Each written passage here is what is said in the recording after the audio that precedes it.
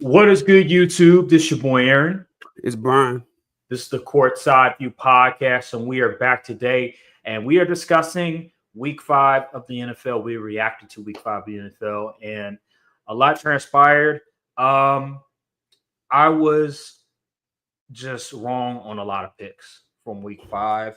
A lot of chaos transpired. I thought it was going to be a bad week for football because of the matchups. It felt like it was just terrible what was going on with these matchups, considering the four teams that were on bye with the Packers, with the Steelers, with the Falcons, Bears. and the Bears as well. I thought, oh man, it's going to be one of those weeks where it's going to be just bad football. But it turned out to be a lot of really close games and a lot of upsets. So it was a lot of fun, considering even though my picks were wrong for the most part, a lot of my picks were wrong for the most part. I still enjoyed being a spectator of the sport, since my team was on a bye week, and I had a lot of fun. I'm glad I ain't better. I'm glad I ain't putting no money on any of these games. I know that I would be pissed because boy, oh boy, a lot of people lost a lot of money in this game, especially you betting the money line and stuff like that. Oh my God, GG. But anywho, let's get down to business. Let's start off with the Monday night game, Chiefs versus Jags. This was an entertaining game. I'll give you that. Not the prettiest, but still very entertaining up to the end. Upset win by the Jacksonville Jaguars. The Chiefs lost. This game was it reminded me a little bit of like college football, in the sense of you have a college football team that is unranked, and yet they remain in the game, and you have the quarterback that keeps making mistakes, but for whatever reason, the ranked team just keeps them in the game, and eventually that quarterback that keeps making mistakes, all of a sudden he makes a lot of the clutch plays at the end, and that's Trevor Lawrence. And the Chiefs, they're like a top 10 ranked team, and they just, for whatever reason, just like with Penn State and UCLA, they just kept them in the game. I don't know. But Trevor Lawrence, that first half was awful. I felt like there was times where it looked like he was confused. He wasn't reading coverage. He wasn't getting the play call off as fast, and there would be false starts, especially during the end of that game, where I thought that was the end for them, but ultimately it wasn't. He threw that interception, which some people think was pass interference. Regardless, through the interception. His accuracy, there were some times where it looked like it was miscommunication. There were still issues about the wide receivers dropping passes, but they still won. And I think he was 18 for 25 passing, which is not bad at all. 1 touchdown, 1 interception. He also ran for a touchdown as well. So for Trevor Lawrence standards, that's pretty good. And they won the game. They won the game against the Kansas City Chiefs. Who would have thought? Liam Cohen, amazing coach. I've said this weeks ago. I said he is by far the least of the problems. He is doing his job. He has this team winning, and now they are 4-1, and they're tied with the Colts for the leaders in their division. Who would have thought? The Jacksonville Jaguars, after that bad season with Doug Peterson, now they're 4-1, despite the fact that their QB is very mediocre. So, and they have wide receivers dropping passes. But then on the other side, we got to look at the Kansas City Chiefs. They're 2-3 now. They lost to a team that they were supposed to beat, that many people thought they were going to beat. Patrick Mahomes threw that interception to Devin Lloyd. I will say, though, I was talking to Brian before the show. When I was looking at the film, I understand pick six. You don't want to do that as a quarterback. But you got to give credit to Devin Lloyd. Devin Lloyd made a hell of a play. That was a hell of a defensive play. What happened was Devin Lloyd faked like he was going to blitz. And he did a really good job of tricking Mahomes into thinking that he was going to blitz. Well, he timed it perfectly to where he looked like he was going to blitz. And then as Mahomes was going through his throwing motion, he was looking at the wide receiver. Devin Lloyd came out of nowhere at the last millisecond and picked off Patrick Mahomes. That was an amazing play by the defense, by the defender. So you got to give Devin Lloyd a lot of credit to that. I'm not going to just be like, oh, Patrick Mahomes, how could you throw that? Listen, sometimes great quarterbacks make mistakes. That was a great play by Devin Lloyd. But besides that, I thought Mahomes played a good game. I thought he was very accurate. I was looking at the numbers. I think he had over 70% completion percentage. He had that one touchdown, and then he had another one where he was rushing. I thought he was very decisive. I thought he was very good in picking his spots, when to run, when to pass. There were moments where I felt like the receivers, him and the receiver, I think maybe Worthy, he was trying to throw the ball Worthy deep down the field, and Worthy couldn't track the ball. That was one play I was like, all right, Worthy, like you gotta help your quarterback out on that one. But you just got to give credit to the Jacksonville Jaguars, man. I think the defense is to blame for this game. I did not think the defense was going to look this bad, especially seeing Chris Jones at the end of that game not hustle when Trevor Lawrence was able to get outside the pocket and get in the end zone. That was just terrible by Chris Jones. I don't know what he was doing on that play. I don't know what he was thinking, but to me, this game boiled down to the defense, in my opinion. I think they gave up 21 answered points. You can't do that. Come on. That's not Kansas City Chiefs football. What was your thoughts on the game? I said a lot, but what is your thoughts? Oh, man. I do got something about the Jaguars. Even though they did win, Trevor Lawrence, I still don't see it. I still don't see it with Trevor Lawrence. He did make a really good throw to Brian Thomas Jr. on that final drive to take the lead. So I'll give him that. But that was a heck of a throw, right? It was perfectly placed. No one could contest it. Great throw. But he's made so many mistakes, from not getting the ball snapped, taking delay of game penalties, falling all over the place. He failed twice on the game-winning touchdown play. Like, that could have very much ended in disaster if the Chiefs defenders wasn't lollygagging. I don't know what the heck they was doing out there. The man failed twice and nobody was around to get him. Whatever. But there's just so many plays. Like, it was just like, man, he got away with a couple throws too. Remember that one play that got tipped up in the air and the two Chief defenders were nearby and they couldn't come down with, like, this is stuff I be talking about with Trevor Lawrence. It's just, I don't see it with him. He doesn't give off generational to me, like, at all. Like, at all. Like, seriously, like, they won this game, but the defense won this game. Let's keep it all the way under. The defense won this game for them. And, man, Liam Cohen, he's putting together a good game plan. Like, people are open. It's just like, what is going on at the QB position? Couldn't really run the ball this game. No. But that's the Chiefs' defense. Chiefs is very stingy run defensively. So I probably kind of expected that. But, man, you putting the ball, you got to rely on Trevor Lawrence to win these kind of games. I don't know how long the defense going to bail them out. But, you know, he made the play to win the game. So in the eyes of the media, it's all well and well. But on the Chiefs side, and I like what I saw from the Chiefs offense at times. Like, they really started, what I noticed, they were getting a lot of chunk plays, and they weren't really doing that earlier in the season. I'm seeing a lot of like chunk plays. Xavier Worthy, Kareem Hunt got some chunk plays. Even Pacheco was getting a little bit of chunk. So the offense looked more explosive. You know, it looked more explosive compared to earlier weeks. So that's a positive. But that defense, it seems like they regressed this year. Even though it's pretty much the same unit as last year. I don't recall them losing much of anybody over this offseason, but they just don't look like the same dominant unit we're used to seeing out of them. So the defense really cost them the game. Like you said, they had 21 unanswered points or something like that. That's unacceptable. That's just unacceptable. And with that championship caliber you have, you just can't allow that. I don't care if you want to roll, you at home. It really doesn't matter. That is unacceptable. A lot of players left on the ball. A lot of penalties committed on that Chiefs secondary. So yeah, I did enjoy watching the game. It was very entertaining. But the Chiefs defense sold them out on that one, because Pat Mahomes once again put them in a position to win. Went down, got a touchdown. Could you debate they scored a little too early? You can, but at the end of the day, you got to get the points when you can. So. Yeah, but the defense sold them that one. I can't even blame Pat on the offense really at all for what transpired. But so it was good offense, bad defense versus mediocre offense and good defense.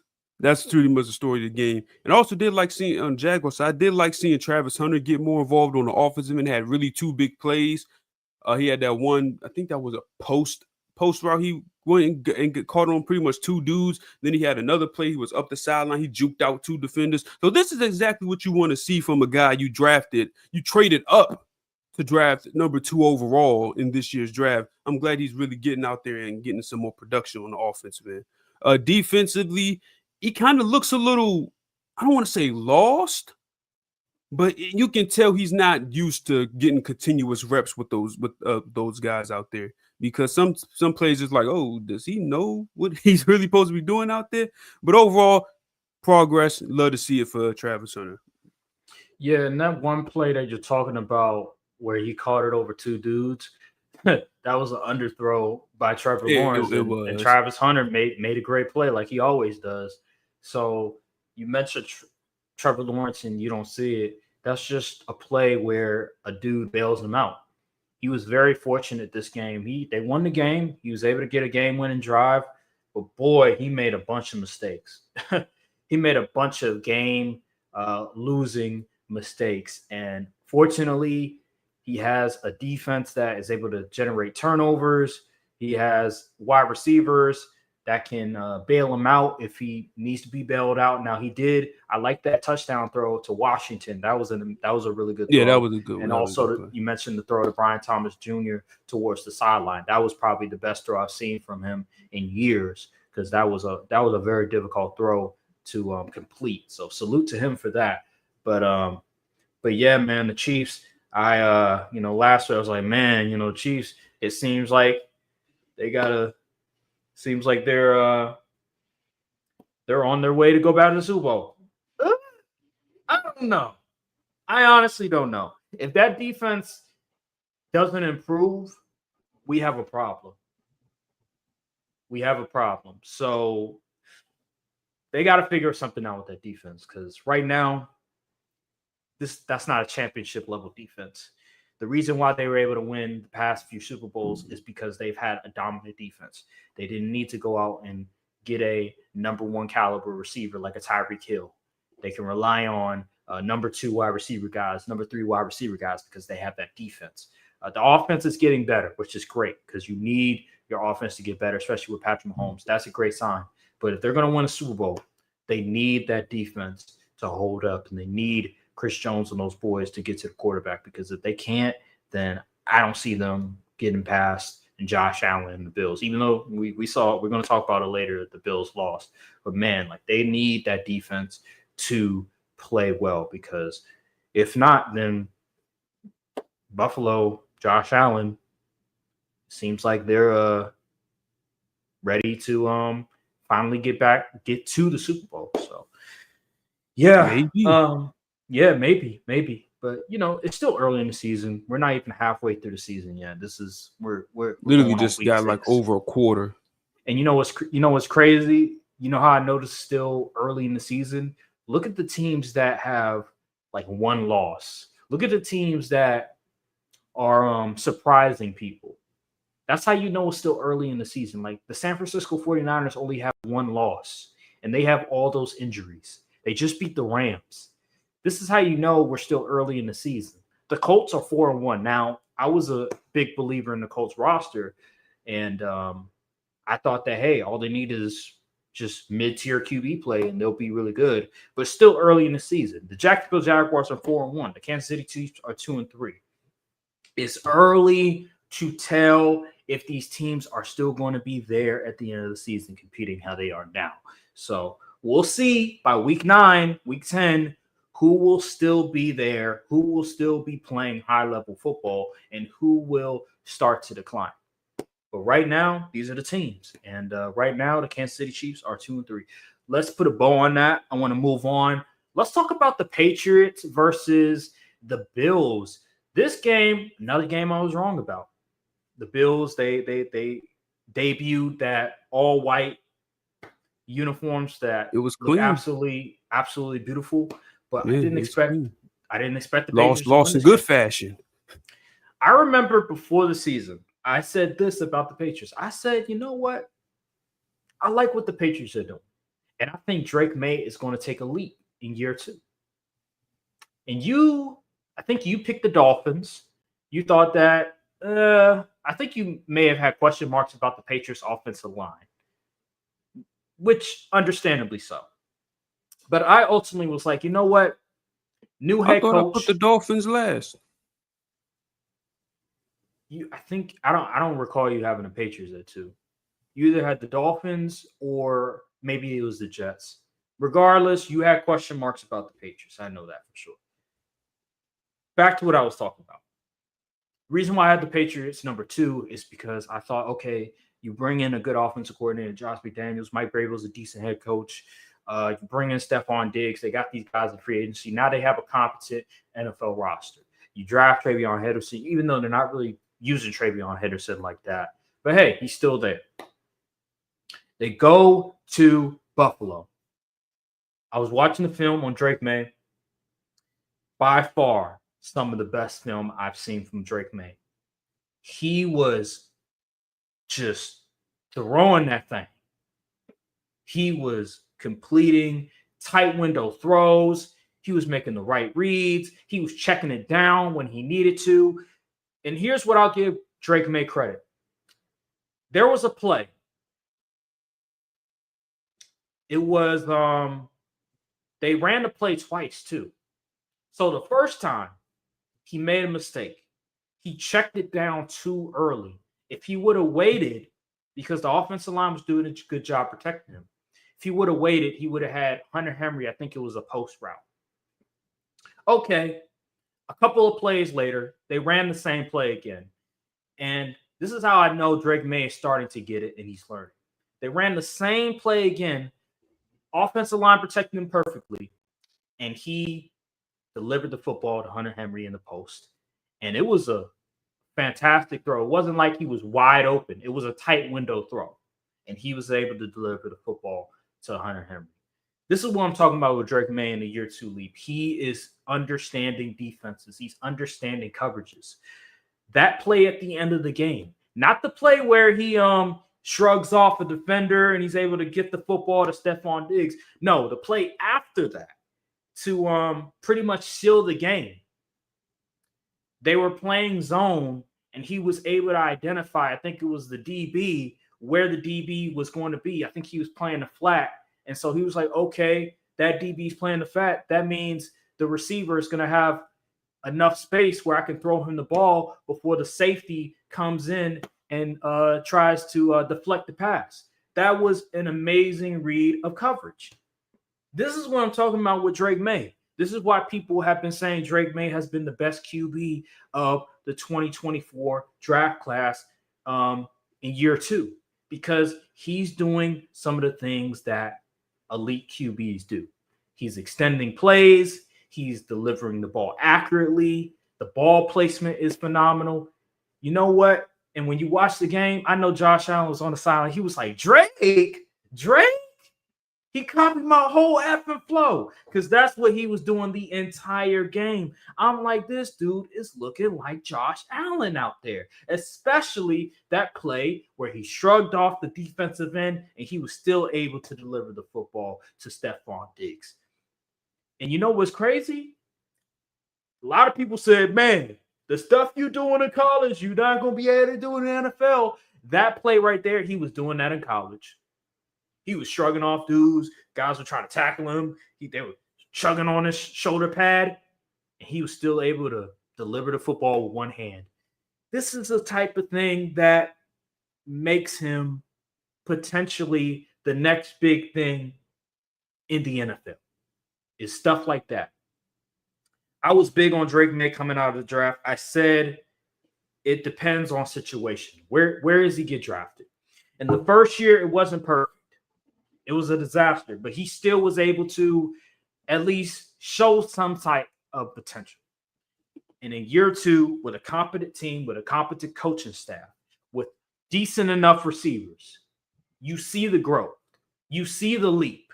You see what he can become. And now Drake May, New England, you finally got a QB after Tom Brady. You can finally breathe. It's about time. Because this guy is the future. He's the real deal. He is the real deal. What was your thoughts on the game? I'm disappointed in myself, Aaron, because watching it, first half went by. I was like, man, this game kind of underwhelming. Yeah. It was turnovers early in the game. It was just sloppy football to start. Yep. And halftime hit, I somehow fell asleep. That's okay. Fell asleep throughout the entire rest of the game. I woke up. I was like, it was 11 something. I said, dang, I missed it. So I had to go back and do some research. I'm like, okay, let's see what transpired to get to this point. And I'm going to piggyback off what you said. Drake May had a ball. Stephon Diggs had a ball. The Patriots was able to neutralize James Cook, which was based on what he's been doing these past 4 weeks, very difficult to do. So the Patriots had a good game plan. And I noticed that interior pressure was really getting to Josh Allen. Christian Barmore was causing mayhem out there. The interior, it was Milton Williams and Christian Barmore was out there doing their thing. And this is why I'm also such a big advocate for interior pressure, because it's easier to step up in the pocket when it's edge pressure, but you can't step up anywhere if the D tackle if the pocket is collapsed on the inside. So now you're going to have to run outside and make all kind of plays. So the Patriots defense really had a good game. But one thing that did seem apparent, the Bills wideouts, they still aren't where they need to be. And Keon Coleman, with as much talent as he should have, he does not play the way his size or build is. He's 6'4", and he let 5'8" Jonathan Jones beat him on a jump ball contest. Let him get the PBU on a jump ball. Like, come on, man, what are we talking about? It was just bad. The Patriots had a really good scheme defensively. They had a game plan. They went in there, executed. The Bills' offense wasn't as explosive as they usually look. Especially because James Cook got neutralized. So it was just a very impressive win for the Patriots, man. They showed grit, they showed youth, but they also showed discipline. They showed readiness to step up to the moment. And got to give credit to props to Drake May, man. He made all the throws he needed to make. He was taking what the defense gave him. He wasn't trying to do too much. He wasn't forcing it.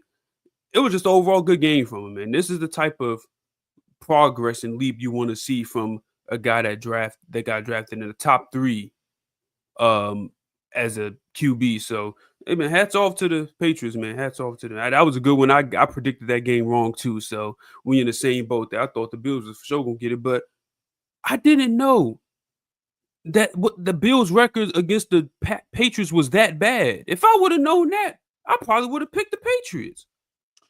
Yeah. I'm trying to think, because obviously when Brady was there, they had their number, but that is surprise. I don't know what the record is since Brady.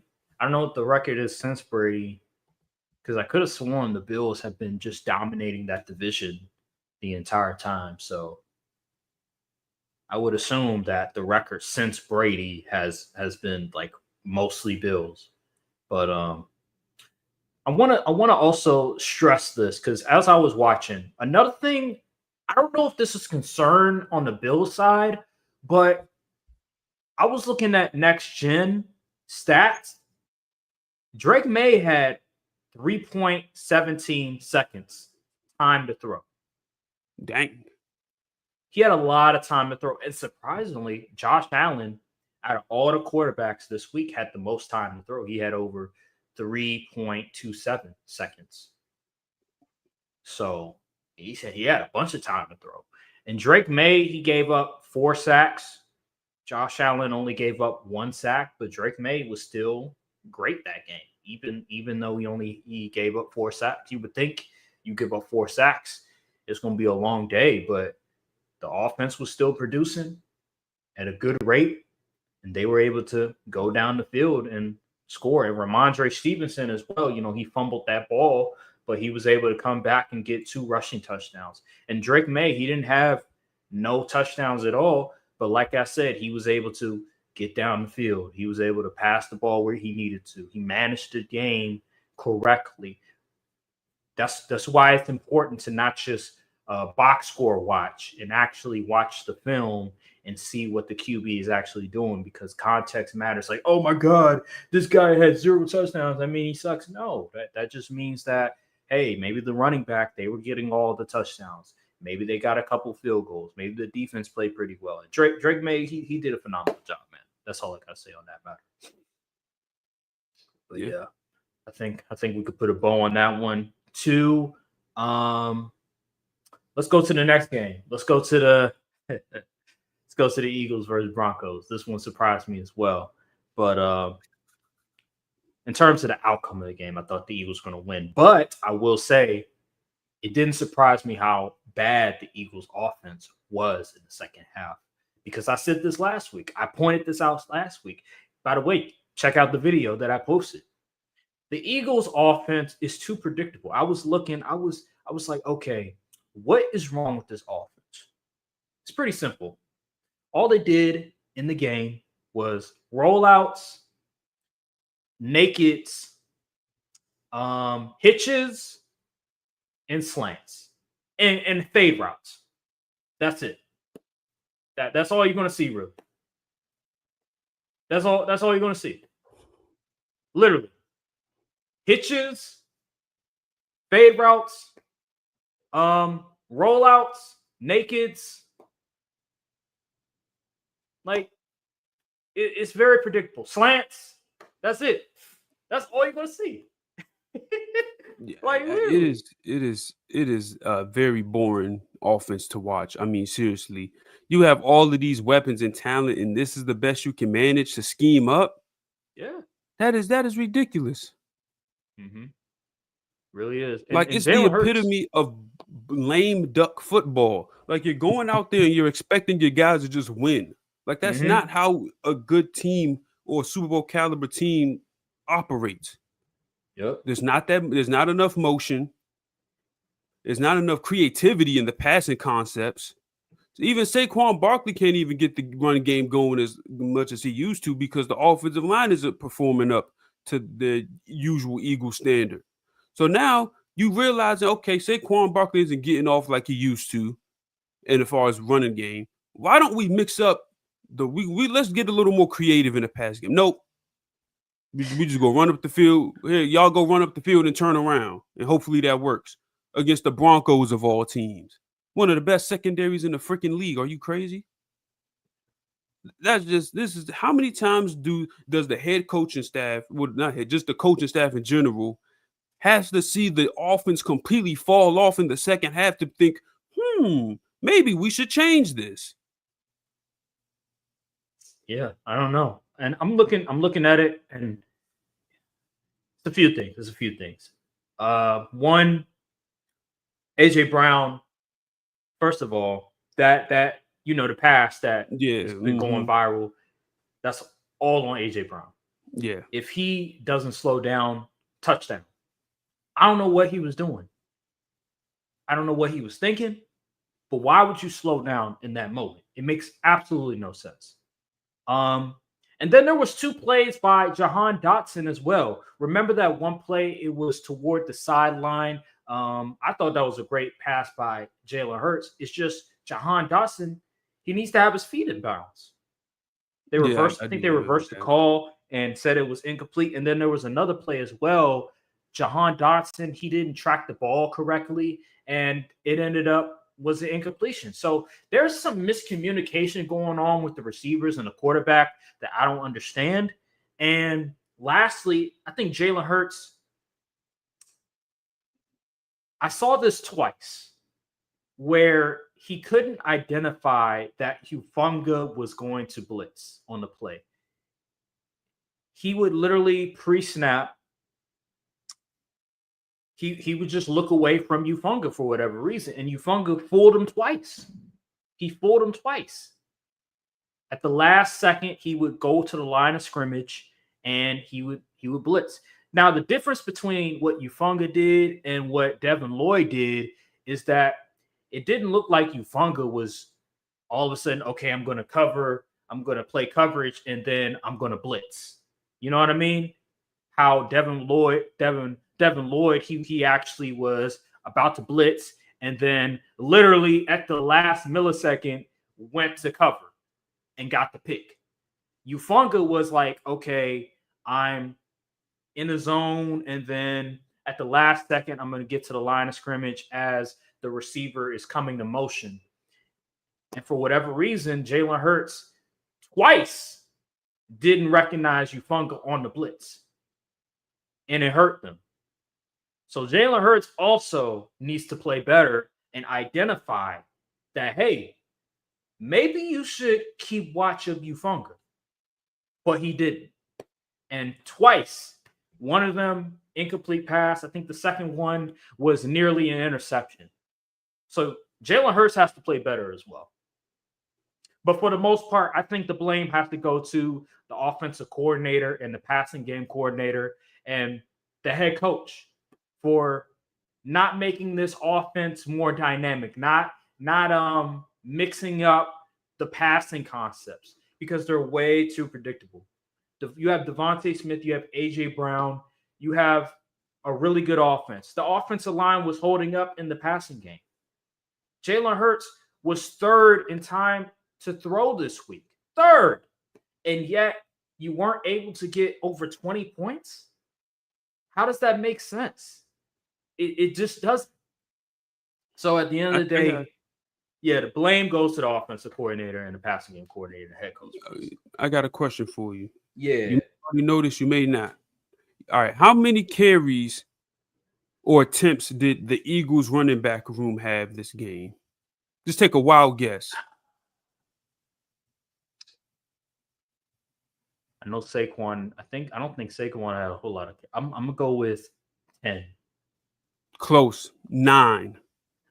They couldn't. You mean to tell me the team, your bread and butter is the run game? Yep. And you couldn't manage to get the combined running back attempts. You couldn't get double digits. Are you insane? You thought it was a good idea to let Jalen Hurts throw the ball nearly 40 times. When has that ever been his game? I don't know if they were trying to appease the wide receiving group or they just overthought the matchup versus the Broncos. I know the Broncos have a stout run defense, but dang, you throwing the ball 40 times at home? That's unacceptable. That offensive coordinator, I think his name is Kevin Patullo. He's terrible. He is god awful. But then again, now I got to start thinking. Brian Johnson was a problem. Kellen Moore was a problem at one point till he finally got his act together and the team just started going to win. Now this dude is the problem. What does Nick Sirianni actually do? Seriously, what does he do? I have no clue. Because besides the tush push, I have no clue. Like, what does he even do? It's just like he's just there. He's like a poster board, poster child for the team. Like, what does he even do? It's ridiculous. And yeah, the Eagles, man, this is going to get worse because that schedule is still tough. They still got some tough games. They got a lot of tough games out early. But if teams are just going to be like, well, they're just going to call the most vanilla offense ever, we know what routes to sit on. Right. So until that changes, continue to expect these second half collapses, continue to expect them narrowly escaping these wins. The Eagles are 4-1, but if their point differential is in the double digits, that's terrible. They're ranked double digits in point differential. Their point differential is closer to the Commanders than it is to the Bills or Lions. And point differential is a very underrated measure or statistic when it comes to seeing which team is really dominant in this for the season. And a 4-1 team actually let me look up the point differential. Matter of fact, we're gonna get these stats right. Fortunate thing for the Eagles is that their defense is still really good, but it's just that offense is struggling. The Eagles are ranked 13th in point differential Yeah, that's not gonna at cut it. 16. It's not gonna cut it. You got Teams above the Eagles in better. point differential: the Chiefs, Packers, Patriots, Vikings, Jags, Broncos, Commanders, Bills, Seahawks, Texans are ranked above the Eagles in point differential. Lions and the Colts. That's not gonna cut it. That is not gonna cut it. Not at all. They skating by. Just like in 2023 when they had the whole situation with Brian Johnson. This is the exact same thing with this offense, except they actually have a good defense this year for once. So they're fortunate that their defense can cover up some of their deficiencies on offense. But they got to do a better job with this passing game. They got to figure out some way of freeing up their players, making it easier for Jalen Hurts and those guys, because just going out there, snapping the ball and saying, hey, the better player is going to win is not going to work against these very smart defenses. So until they can adjust and figure something out, we're going to continue to see the same old theme of, oh, this passing offense plays well for a quarter, plays well for the first half, and then goes silent towards the end of the game. And they either nearly collapse or they collapse like they did against the Broncos. So, yeah, man. And then also we hear about Jalen Hurts, A.J. Brown, Saquon Barkley having a meeting about the offense and stuff like that. I don't know how that's going to help when your offensive coordinator is stinking up the joint.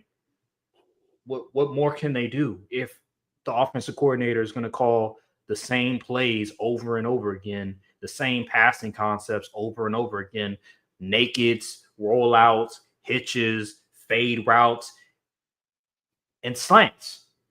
What more can they do? I'm confused. The only thing they can really do is figure out, okay, hey, when there's a broken play, don't slow down.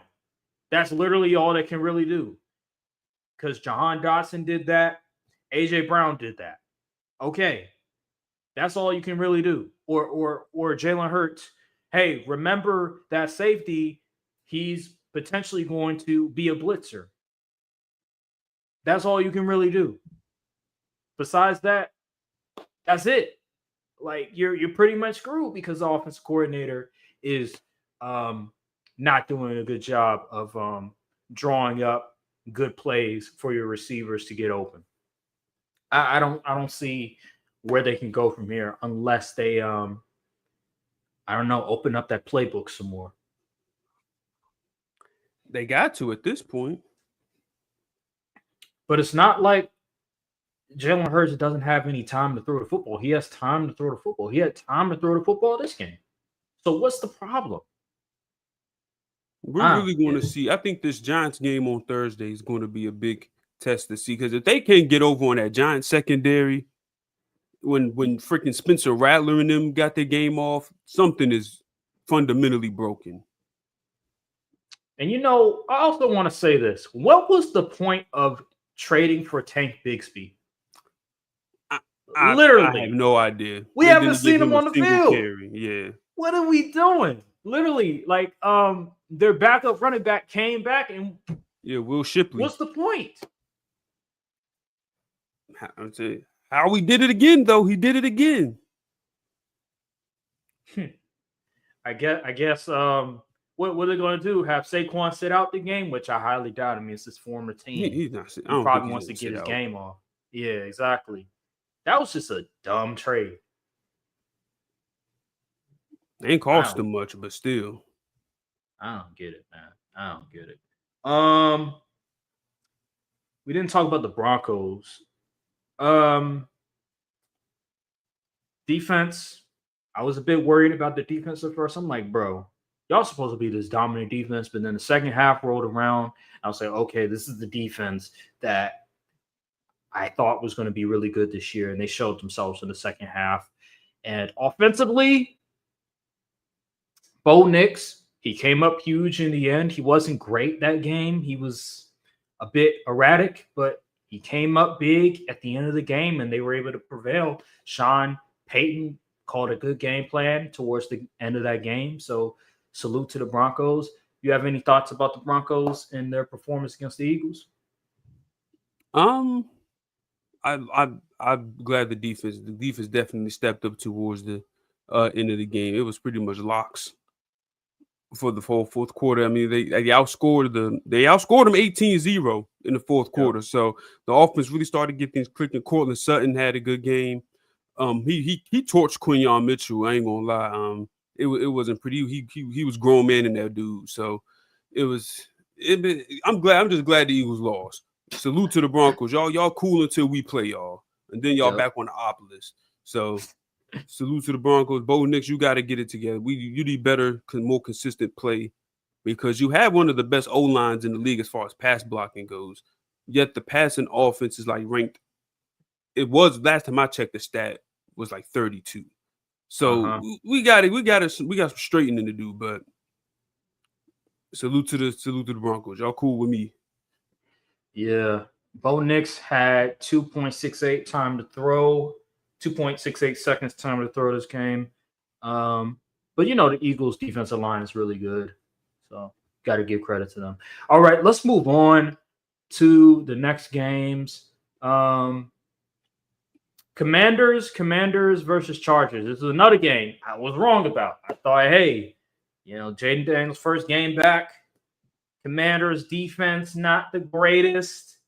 Yeah, the Chargers missing Joe Alt, but hey, they got a good defense and they'll be just fine. Well, I was wrong because that running game for the Commanders, Krosky Merritt had a day. By the way, on my fantasy team, somebody in my league dropped Krosky Merritt before the game. For what? I know. This was during the middle of the week. I was like, why would he drop him when Jaden Daniels is potentially coming back? That's going to significantly raise his fantasy value. I picked him up, and he went for 27 fantasy points, so I'm happy about that. But yeah, man, no Terry. Zach Ertz didn't do squat that game, but it didn't matter. They still won the game. The offense for the Chargers wasn't able to get it going, and this is a problem. This is a big problem when you don't have your 2-star tackles for the Chargers. And now Amarion Hampton, he's hurt. He's going to be out for at least 4 weeks because he's going to be on IR. This Chargers team, it seems like every single year, what could go wrong always goes wrong for this team. They are cursed. I really do think the org is cursed because Najee Harris ain't missed a single game when he was in Pittsburgh, I don't think. Then he gets on the Chargers, tears his Achilles, before week 5. Omarion Hampton was an Iron Man at UNC, didn't miss any games last season. Gets to the Chargers, ankle injury, out for a minimum 4 weeks. Something is wrong with that franchise. I don't know what they did, what the owners did, but they can't catch a break. Justin Herbert, I mean, good grief. They was giving that boy mayhem, and like the D tackles on the Commanders, Jaron Payne, Javon Kinlaw, they was going crazy. Mm-hmm. Even Dorrance Armstrong was getting something. It was just bad, man. The Chargers, I don't want to put a fork in them too early because you know it's still only week 5, or we're going to week 6 now. But so far, what I'm seeing, I don't think no amount of heroics from Justin Herbert can keep this team afloat because that offensive line is putrid as it stands right now. Your offensive, like you're throwing the ball. Oh my goodness, the penalties. They committed about 80 million penalties that game. And they just shooting themselves in the foot over and over again. And you just can't do that. Especially if you're Jim Harbaugh, you just can't do that. And the offense was getting the defense on they was getting shredded up. They ain't even had Terry out there. Debo was giving them crazy work. Luke McCaffrey had a big catch. I seen some freaking Jalen Lane run. I'm like, yo, they even threw the ball to somebody named Tay Martin or something. Who the heck is that guy? See, like the Commanders did whatever they want to out there. They didn't make Jaden Daniels pay for scrambling out one time. It was just bad, man. That's why I picked the Commanders to win this game. I just had a feeling that the Chargers were going to get in there and troll. They was up 10-0. And people was like, they're going to run away with it. I'm like, hold on. It's still the Chargers at the end of the day. Just wait. And as the game went on, they got close to the second half, Commanders started taking control of the game, and the Chargers they couldn't recover. They scored all of their points in the first quarter. They couldn't recover. So it was a shame to see. It really was. The Chargers had all this hype going in. Oh, Jim Harbaugh, all of that. Justin Herbert. Yeah, Justin Herbert MVP campaign lasted all but 4 weeks. All but 4 weeks until back to reality. So yeah, Chargers got some work to do. Chargers contenders. They're gonna win the division. Please. Every single year. You beat the Chiefs, and all of a sudden, oh man, everything's gonna be all right. Not necessarily. We're still early in the season, and injuries happen. And for whatever reason, they always have the injury bug. And this is why it's important to have depth. This is why it's important to draft.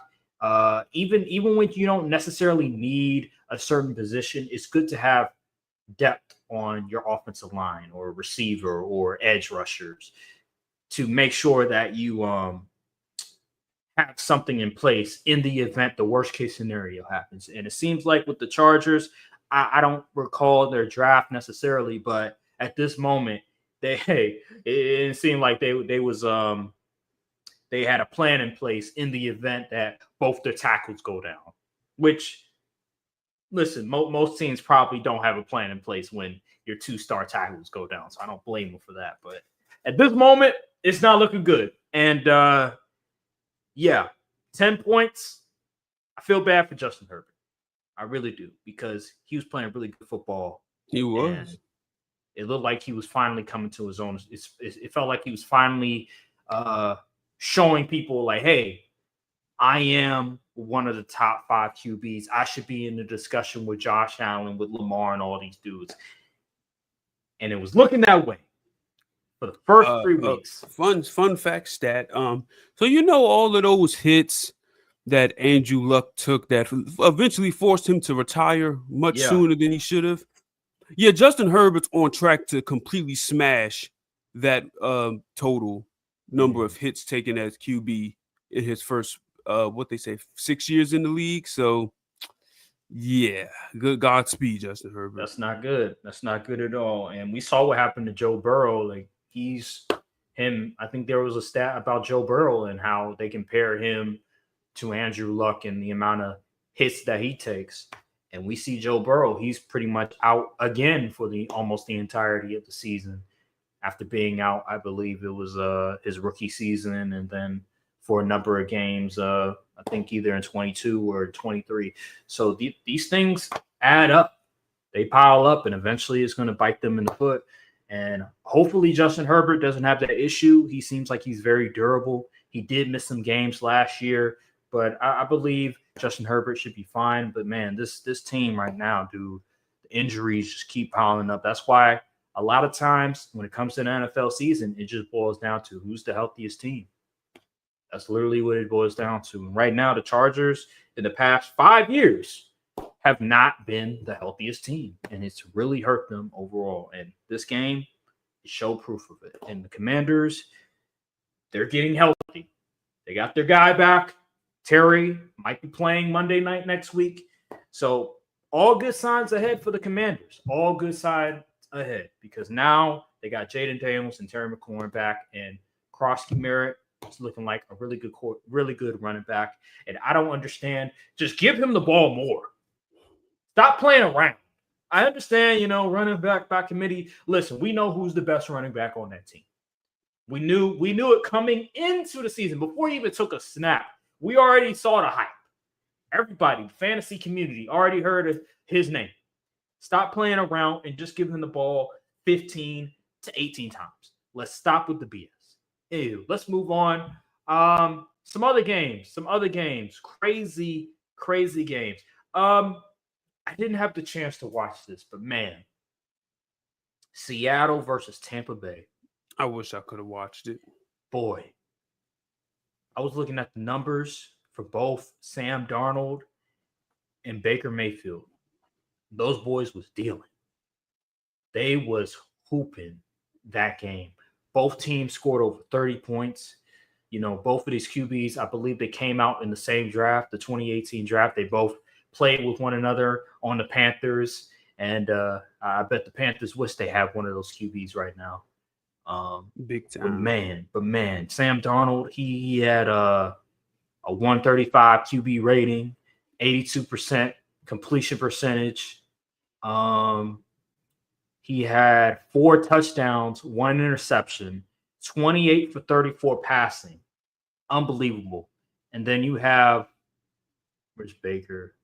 29 for 33, 280 yards passing, 2 touchdowns, a QB rating of 100, and 87.9 completion percentage.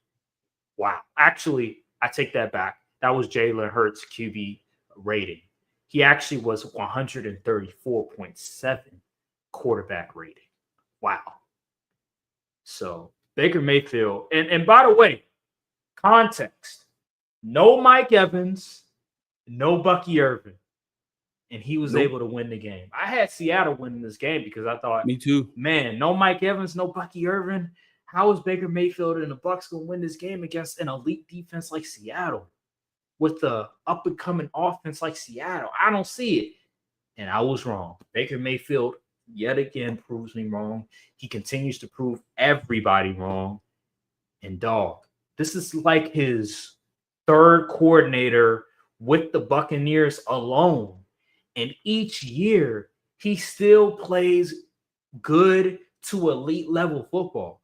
This is just goes to show the difference between a Baker Mayfield and even a Jalen Hurts.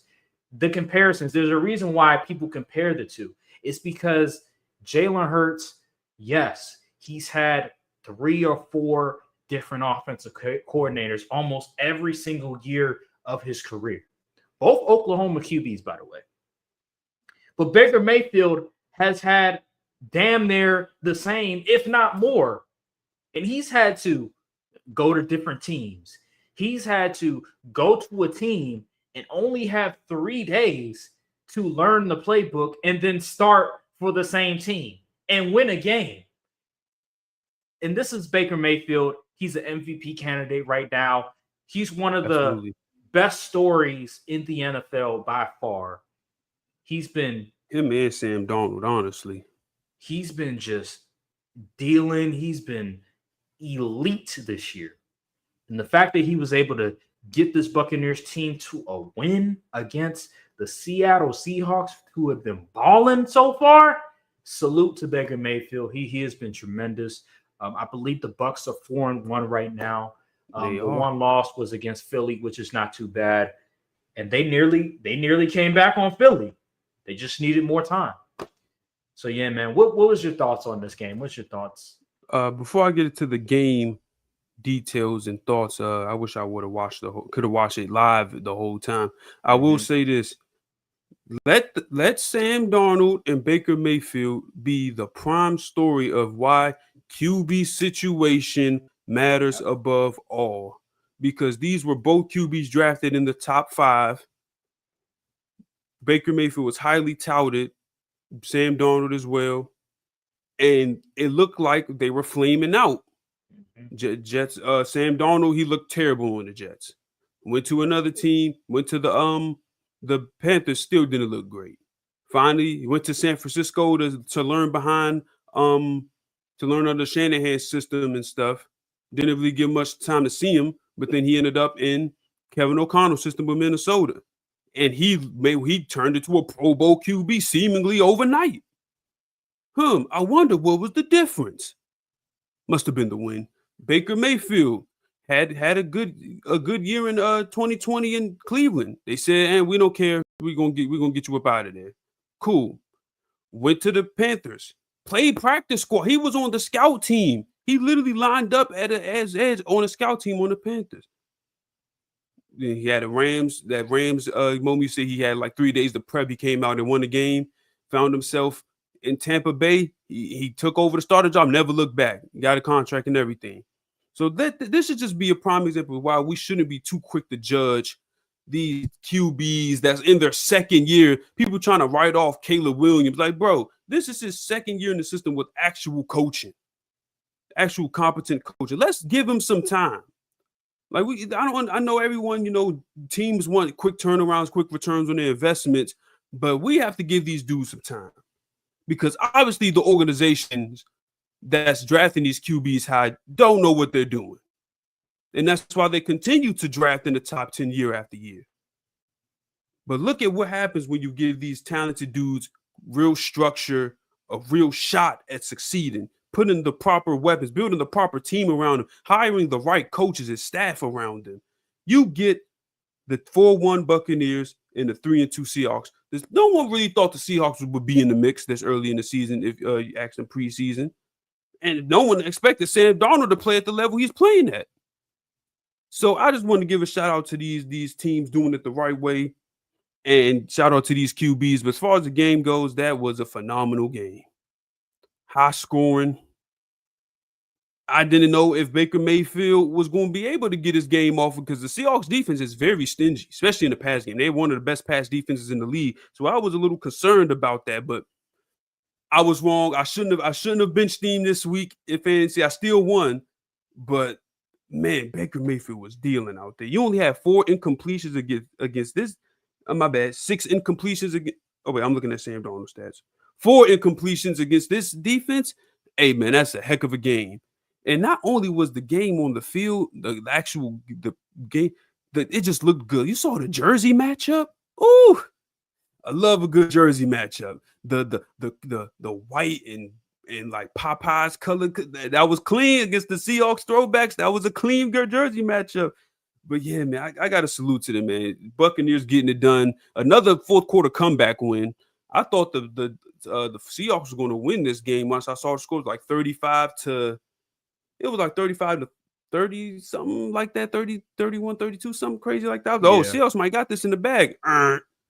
Comeback Baker Mayfield yet again, putting his staking his claim as one of the best QBs in the NFL this year. But I do have something to say about this Buccaneers team. I fear that this probably isn't sustainable for the entire season. You can't have so many close calls and close wins and comeback wins and continue that to be the trend for the entire year. It's just not going to work. And then, like I said, back to the point differential point I brought up earlier, the Buccaneers, honestly, their point differential isn't that great either. Like, let me look at it. I just had it. I don't know what happened to the tab, but their point differential is +6. Mm-hmm. Actually, my bad. It's not +6. It's -4. Yikes. At home and 7 on the road. So it is not very great. So my thing is, how sustainable is this going to be for the full season? That's what I want to know. So I like the team. I like Baker Mayfield.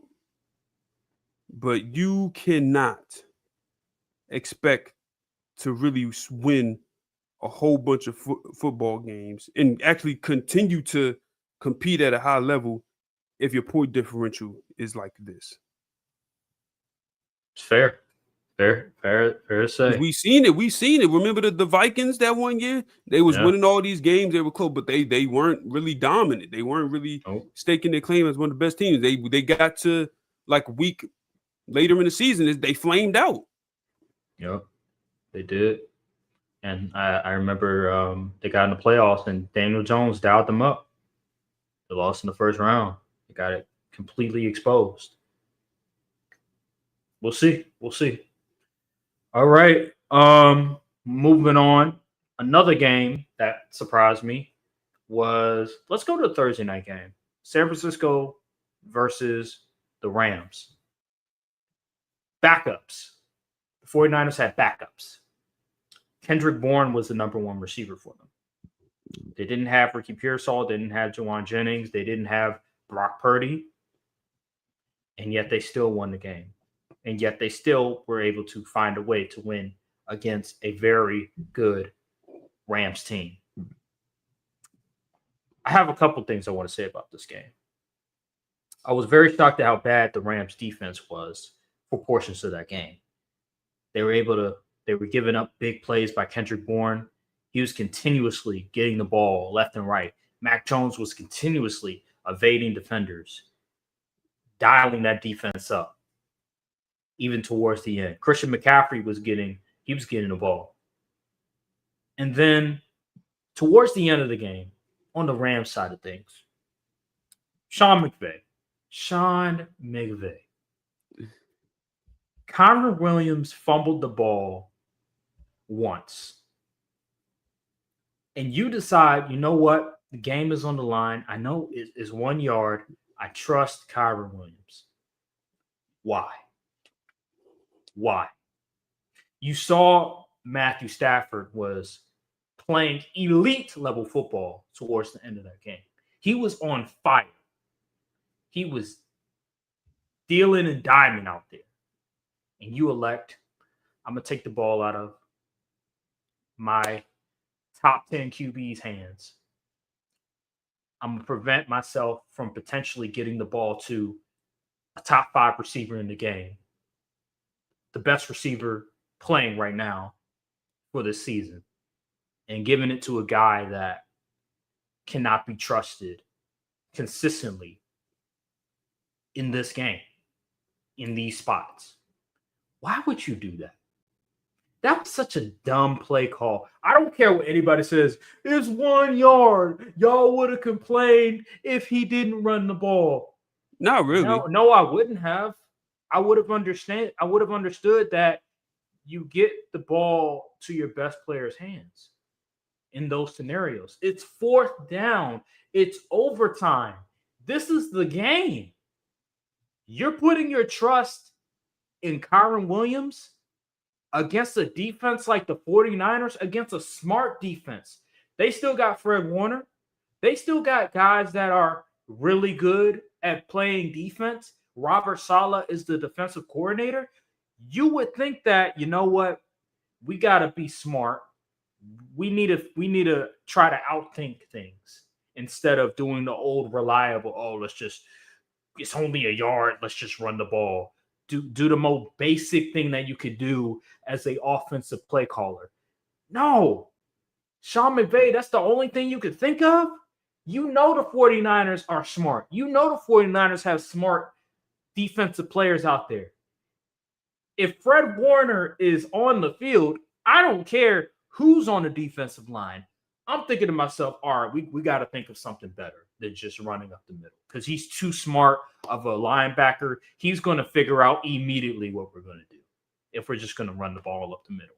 That was such a horrible play call, and they lost the game because of that. They lost the game. Such bad game management, bad decision-making by the head coach of a football team that's won a Super Bowl. Sean McVay is one of the top 5 coaches in the NFL, but he blew that game. He screwed them over, and it's unfortunate. But I was wrong about the game. I thought the Rams had this in the bag, but it seems like Kyle Shanahan continues to have the Rams number.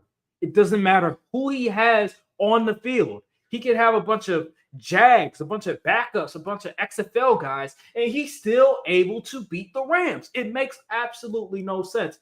I don't understand it. Brian, make sense out of this game. I don't understand. Ever since that picture of Sean McVay like trying to lure bro him, he had his hand on top of his head. Kyle Shanahan been locked in ever since. It's just the simple. Like I said, I just think Sean McVay, he overthinks it sometimes. Like seriously, because that whole drive, they've been dotting them up. Like there was a crazy play to Tutu Atwell. That might not have been the same drive, but I remember the crazy Tutu Atwell. Puka was giving them whatever they wanted. I mean, I don't understand why in that moment you put the ball in Kyron. I know you want to be like, I still got confidence in my guy, but like at the end of the day, we ain't got time to spare feelings. This is division game. Both of the running backs fumbled earlier in the game. I'm putting the ball in a dude that I know that's not going fumble, drop, or whatever. We're gonna scheme up something. We're gonna get our guy the ball, and then once we convert the fourth and one, we could consider give you the football. But as it stands right now, we're gonna put the ball in the best player's hands. Matthew Stafford was hot that drive, and then they just Sean McVay. This is the second game he's done this too. He's done against the Eagles, lost the game playing conservative football early in the game, came back to bite him in the end. So eventually, like you said, he's a Super Bowl winning coach. You would expect that he's more aggressive in these type of scenarios, but no, it's just I don't understand sometimes. Like this team, I thought this team would be one of those teams that would just run away in the NFC, especially in the NFC West. But you let the 49ers get out on you. They got a 4-1 they got a 4-1 record on you, and they got so many injuries. They D-line is Nick Bosa is out. They D-line is mostly rookies. There's 2 rookies on that defensive line. So yeah, man. And also the Rams, that O-line, they're not performing up to snuff. They really aren't. And their run blocking in between the tackles isn't very great either. So I don't know what they need to get it together, because they have dudes on that line just aren't performing well. They're running behind the left guard, right guard. It's just not great. It's not great at all. And it seems like that coupled in with the play calling being meh at times, is looking very disappointing for them so far. I know it's still early, things could turn around. They could go out and play phenomenal, blah, blah, blah. But that's a problem. The defense didn't do enough. They didn't do enough to win the game. That secondary was getting exposed. You can only hide Emmanuel Forbes in them for so long. And it came back to bite you against a coach and a coordinator that knew what they were doing. Exploiting mismatch. They was playing find the scrub out there. There's no way in the world Kendrick Bourne should have had the game he had. And he couldn't even make it on the Patriots roster. So, yeah, that's a disappointing loss for them, because you were in position to win this game and you blew it. Good point. Yup. And Mac Jones was looking really good this game. Mac Jones looked good. And this is what we said about Brock Purdy. I'm like, okay, you're going to pay Brock Purdy all this money just for another QB to come in and be able to do the same thing. Imagine if Mac Jones was on the Jaguars right now. Honestly, I think Mac Jones would be better than Trevor Lawrence on the Jaguars right now. With Liam Cohen as a play caller, bro. I don't know. It's not out the question. I think I do. Given what he did against the Rams, brother, like, oh my gosh. Anywho, yeah, man, I don't know. It's just Kyron Williams had 14 carries for like 60-something yards. Didn't really ran the ball effectively, and then you decide, you know what, late in the game, 4th and 1, let's run the ball. I don't understand. I don't get it. All right, moving on real quick. Other games: Cleveland, Minnesota. Dylan Gabriel was meh. Okay. If Dylan Gabriel was taller, he would be a much better QB. I get, yeah, because you can tell when he can't see over the line at times. It's like, ooh, you missed that read. He was meh. Like he did didn't all right for lose the game. He didn't lose the game for them. A defense like the Vikings, he did all right. He didn't lose the game for them, but he didn't win the game for them. Like it wasn't exactly the difference in the game. And the Vikings, the Browns must like what they saw, because they traded Joe Flacco today. So they're fully committed to the young QB room going forward. So they must have liked what they saw. Well, we're gonna see Shador very soon. So don't be shocked if we see Shador in 2 games from now, because Dylan Gabriel, God bless you, but he doesn't move the needle for me.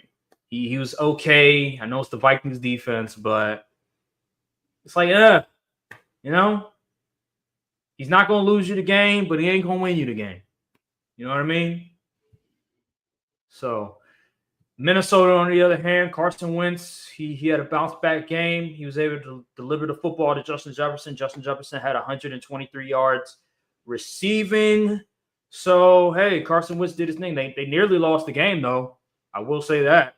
There was a couple of bad plays by Carson Wentz, but I guess it didn't really matter when, again, you have a competent roster like they do. I thought the Browns were going to win the game because the Vikings were missing a bunch of offensive linemen.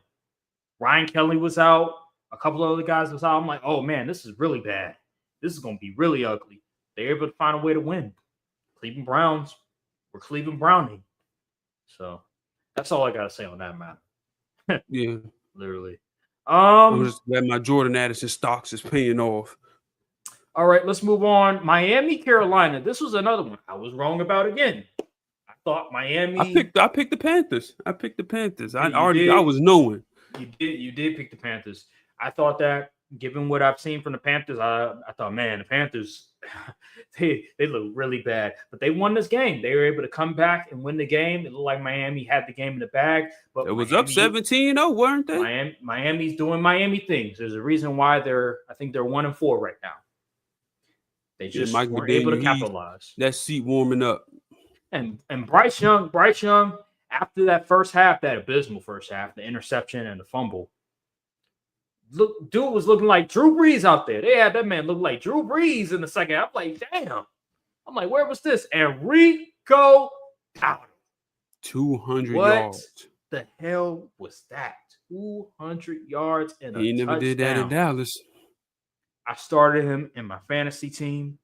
I'm so glad about that. I was like, yo. I had a feeling. I was like, man, I have a feeling this dude's going to go off for something. And did he? He had 30 fantasy points, 200 yards rushing, and 1 touchdown. Salute to Rico Dowdle. I don't know, man. I know Chuba Hubbard's going to come back, but damn, 200 yards rushing? Do you want to give Chuba Hubbard the ball back? Do you want him to get the starting job back? I don't think Chuba money will see the field.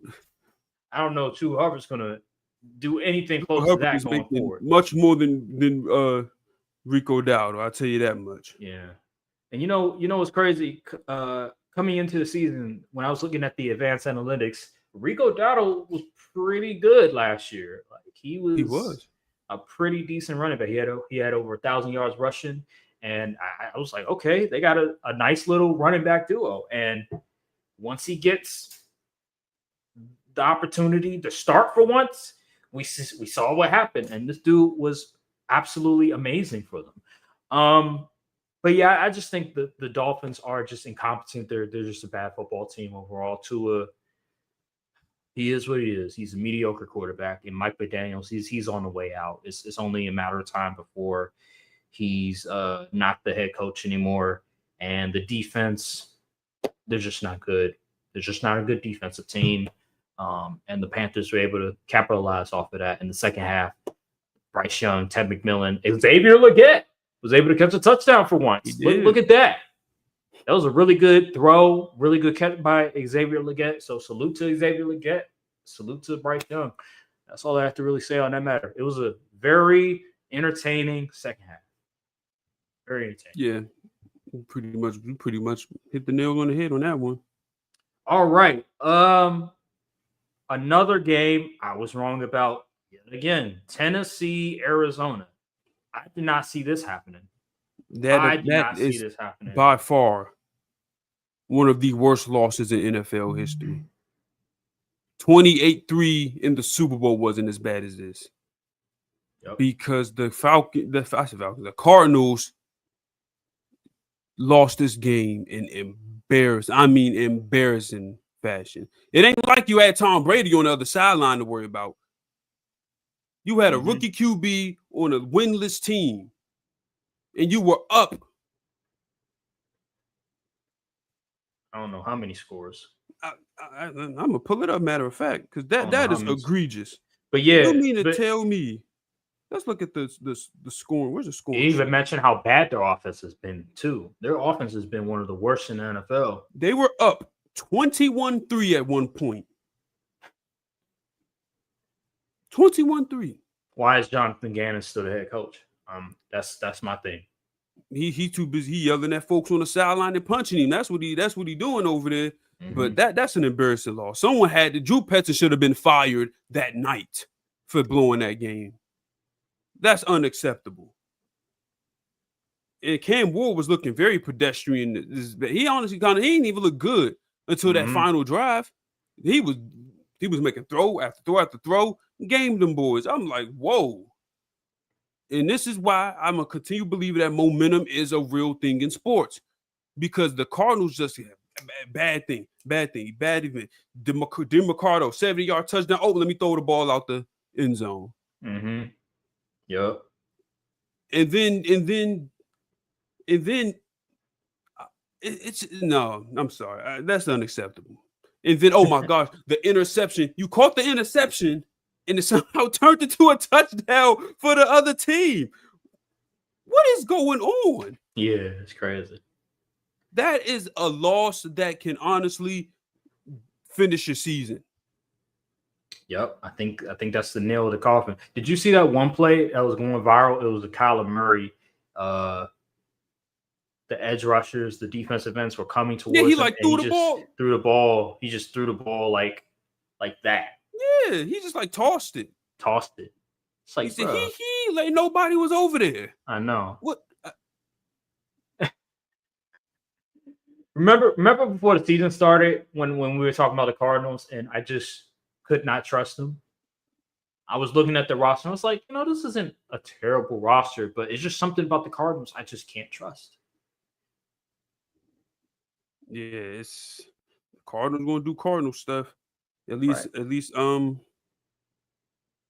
Marv got a touchdown and 98 yards, so seems like he's finding his groove. But everybody else, yes, Godspeed. Yep, Godspeed. 18 rush attempts for Michael Carter, 51 yards.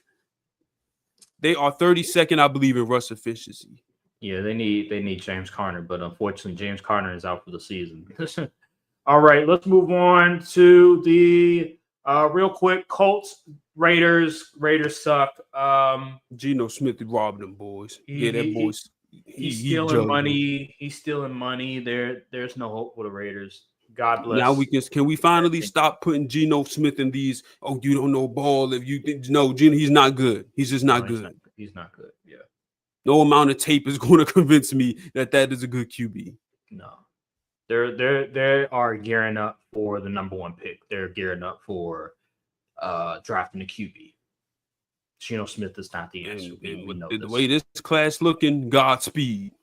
Well, it depends on who's coming out, who declares for the draft. Because I've been hearing good things about Dante Moore. I'm a Lenore Sellers guy. We're really going to see the next 5 games. No. He's actually I think he sat out a year. Remember Spencer Rattler? He redshirted? Yeah, he sat out a year. Remember Spencer Rattler, when he was a freshman, Spencer Rattler was playing QB, and then he played the next year, and then now he's playing this year. So he can declare for the draft. Oh, okay. I didn't know that. If he declares for the draft, I mean, you got Dante Moore, you got him, you got the dude from Indiana. There's a couple of other names to look out for. The guy from Oklahoma, that you like. Mateer, yeah. Yeah, so, I mean, there's a couple of guys. We'll see towards the end of the season how things materialize. But I think you're underrating a little bit the QB class. I don't think it's as bad as last year's. With it was just Cam Ward and Shedeur Sanders. I think it's a little bit better. Okay. Yeah. Yeah, I guess. Yeah, I can agree with that. Mm-hmm. All right. But yeah, the Colts are 4-1. Salute to the Colts. They're a good football team. They just looking dominant. They dominated a really, really bad football team. That's all I got to say on that. Moving on, New York Giants versus the Saints. I picked this one wrong. I think I picked the Giants to win this game. I picked the Giants. Yeah. Yeah, and I was wrong about that one. Also, Jackson Dart. Go for the hype. Yeah, Jackson Hart. I think he had a bad fumble. I think it was a really bad fumble. If I remember correctly. Why in the world is Jackson Dart getting 40 pass attempts? Who knows? This was just an awful game. The Saints, their offense was able to dial up something good. They were able to get the ball down the field. Spencer Rattler was able to get the ball down the field. It's just one of those games. The Giants, they're a bad football team. Yeah. For that D line, they had 0 sacks on Spencer Rattler. Oh. Seems like another Giants pathetic season. Not really much else to say. That's who cares? Who cares? Let's move on. At QBs again. Yeah, let's move on. let's go to. Don't worry, we're going to get to your team a little bit. I just want to, Oh rapid my fire. gosh, we gotta team. get Texans and Ravens. All right, yeah, Texans and Ravens. The Ravens, they're missing like 8 starters. But even when they were healthy, they were still a bad defensive team. CJ Stroud had by far his best game in like over a year. I think he had like 4 touchdowns. So, well, he was good in that playoff game against the Chargers.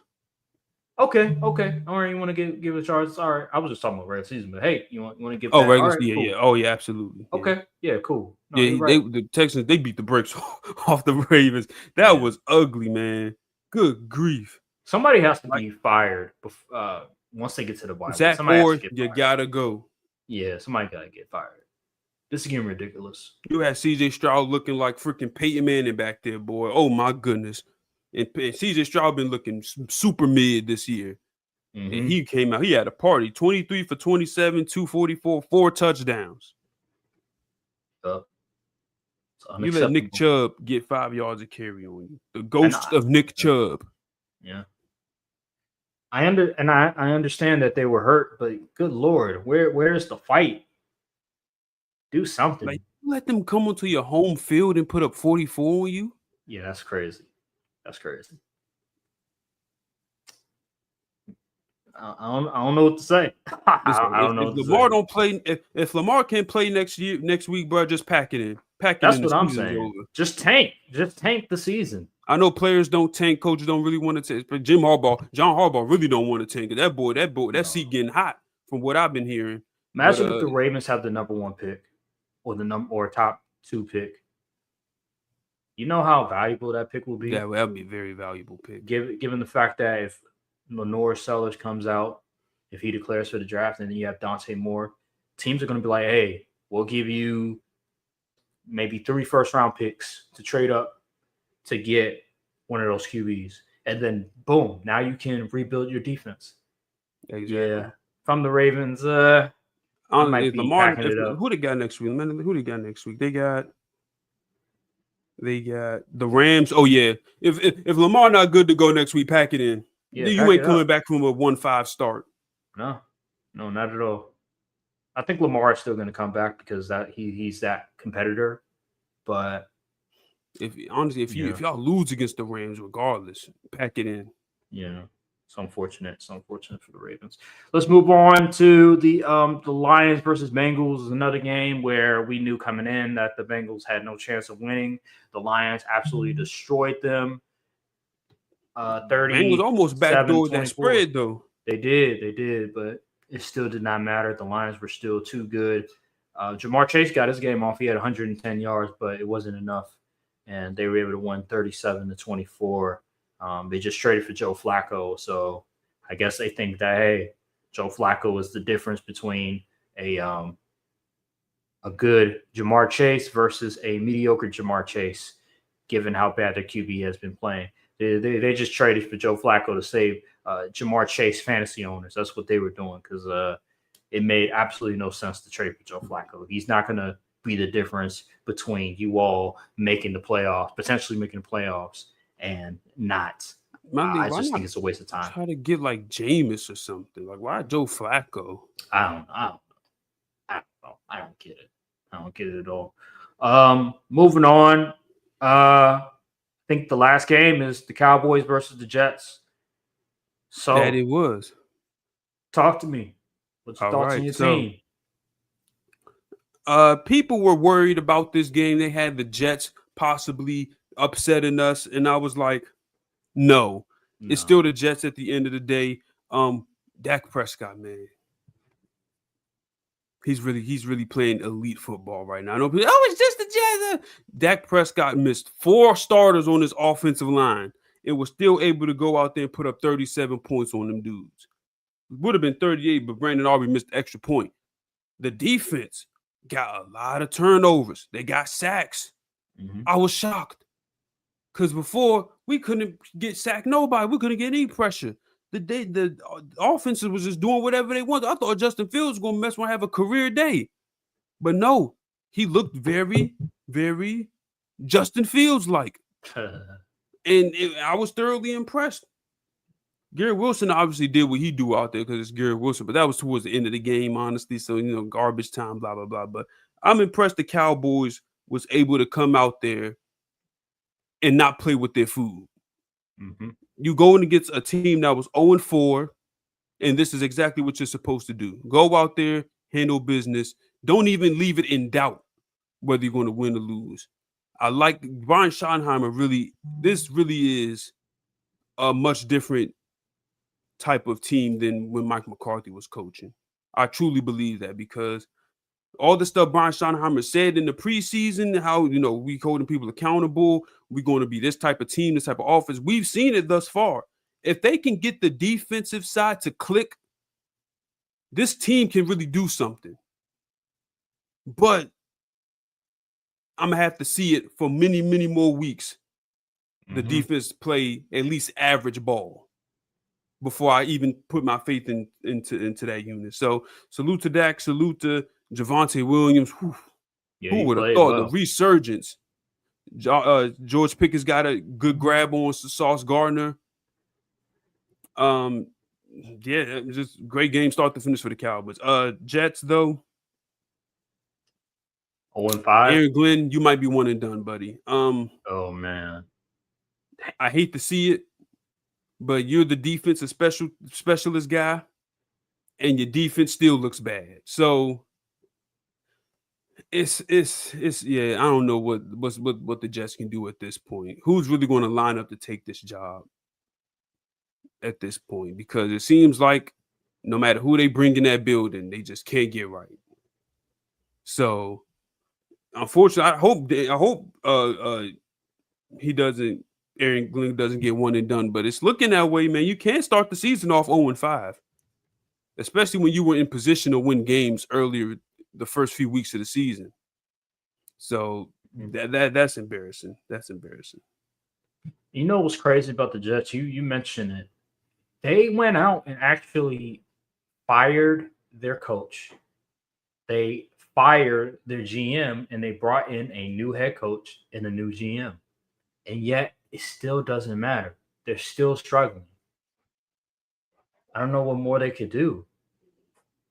I think rebrand the whole organization. Y'all are now the Toronto something. I don't know, man. I don't know what more to do. I really don't. Like you went out there and you just got rid of everybody, and then you brought in new people, and then now you still suck. I don't know. I really don't know. We're still not halfway through the season, but it's not looking good right now. I mean, they're one of the most penalized teams in the league on offense and on defense. I was looking at the stats. Justin Fields, y'all had 27 QB pressures against Justin Fields, and you sacked him 5 times. That's a lot. It's a lot. All right. I think that'll do it for all the games. Moving on, let's get to the final segment, the salute segment. Brian, who are you saluting this week? All right, I know we usually do 3, but I had to make a quick exception this week, but I'm going to go quickly so the short isn't too long. So first off, we got Javonte Williams, Dallas Cowboys running back, making a career resurgence after leaving the Broncos. 16 carries, 135 yards, 8 yards per carry, people. 2 touchdowns, 1 on the ground, 1 in the air, blowing out the Jets, handling business. Number 2, we got a defensive player, Nick Bonito. 6 pressures on the day, 2.5 sacks. Hey, listen, man, I know Myles Garrett is great, but my defensive player of the year vote is Nick Bonito. 3, we got a rookie joining the list, Emeka Egbuka. 7 catches, 163 yards, 1 TD against that vaunted Seahawks secondary. And I know people, he doesn't get up, he doesn't celebrate. Yeah, listen, when you putting up these type of numbers, forget the separation metrics. And final, last but not least, it would be a shame if I left him off this list. Rico Dowdle, the Carolina Panthers, stepping in for Chuba Hubbard, and he went crazy. 22 carries, 206 yards on the ground, and he topped it off with that touchdown, getting a win, comeback win against the Miami Dolphins. Javonte Williams, Nick Benito, Emeka Egbuka, Rico Dowdle. Salute. Salute. That was a good one. That was really good. There was a lot of potential names There was a lot of that you potential could have names. gone to, like CJ Stroud. He had 4 TDs. Trying to think who else.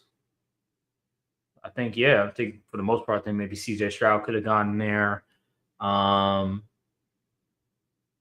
Yeah, really good, really good. I like the names on there. I like the names. Trying to think what else. We will later throughout the season, midway point. Stay tuned. We are going to be giving our QB tier list for the halfway point of the season. We do this every single year, but it's going to be very interesting. I'm curious how Brian is going to do it this year, given what we have seen from Patrick Mahomes this year. Is Brian going to continue to keep Patrick Mahomes as a tier 1 QB, or is he gonna drop him below? Who knows? Baker Mayfield, he's been really good this year. He's been damn near elite. Jalen Hurts, he's been in the news lately about his QB play. Jordan Love, Matthew Stafford, obviously Josh Allen, Lamar Jackson. There's a lot of QBs. Daniel Jones, that's another one. Yeah. Sam Darnold. These are QBs that we really need to pay attention to. Stay tuned. All right. Thank you guys for watching. Make sure to like, subscribe, comment down below, hit the notification bell, follow the socials, and we will see you guys on the next episode of the Courtside View Podcast. Thank you guys for watching, and peace. Salute. All right.